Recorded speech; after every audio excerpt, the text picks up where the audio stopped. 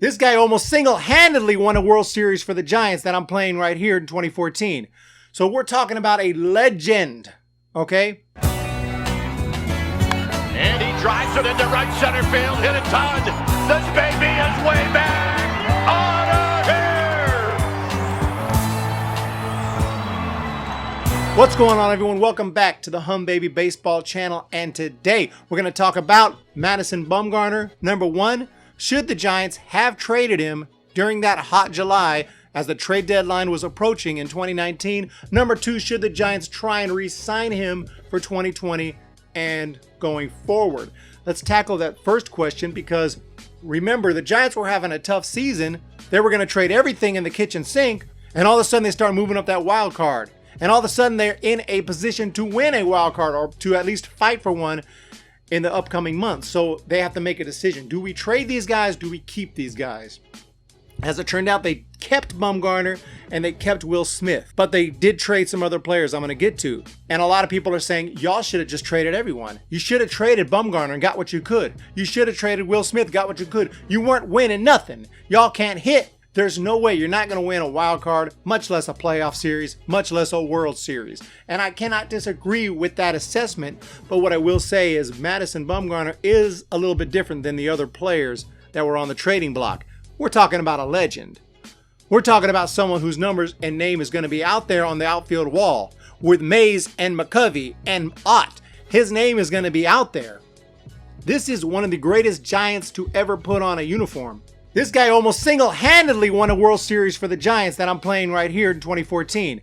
So we're talking about a legend, okay?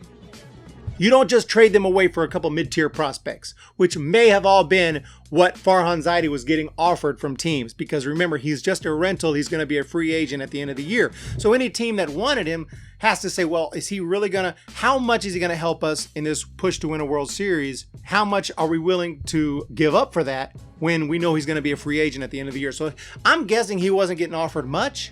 I mean, he was getting offered good players, don't get me wrong, but I'm talking, did he get offered a top prospect who's going to make an immediate impact or a very near impact at the big league level, an almost definite impact?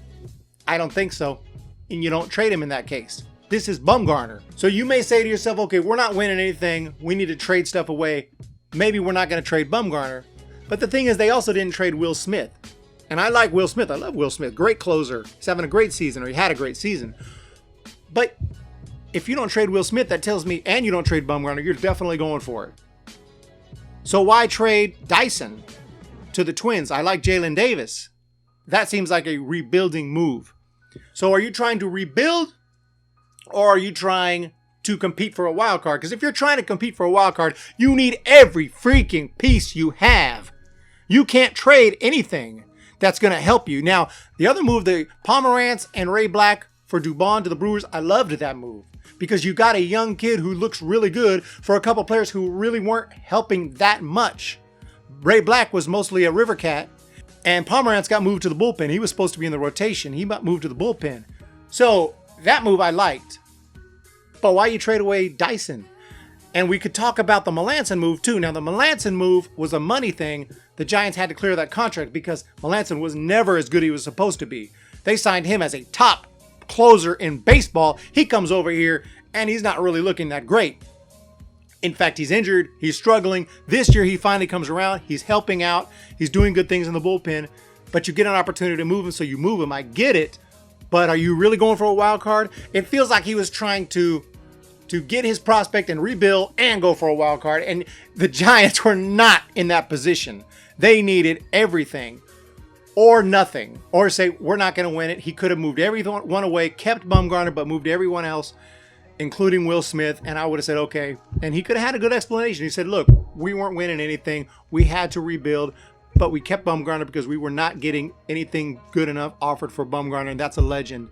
And we wanted, if he wants to leave in free agency, he can leave. But we're not going to trade Madison Bumgarner.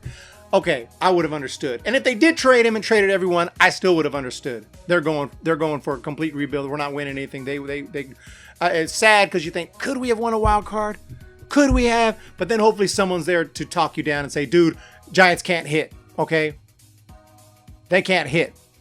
Their best hitter is Mike Yastrzemski. who was a River Cat for like a quarter of the year and wasn't expected even to get promoted. And he only got promoted after you tried a whole bunch of other players like Mac Williamson who all failed. And then you finally bring Yastrzemski, and Yastrzemski is awesome. And I love Yastrzemski, and I hope he's a Giant for a long time, but he's our best hitter. Our second best hitter is probably Pilar, who's supposed to be like a defensive wizard. Our main guys, our Belts and Crawfords and Posies are, well, I don't want to get into it.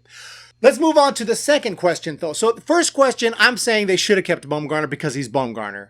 Not because of whether it was a smart or not move. I do agree they weren't going to make the playoffs financially, from a standpoint of trying to get better wins and losses, future rebuilding. Yeah, you could have traded him. Would have made sense from that standpoint. From the standpoint of his legendary status, I'm glad they hung on to him, and he's still a Giant right now.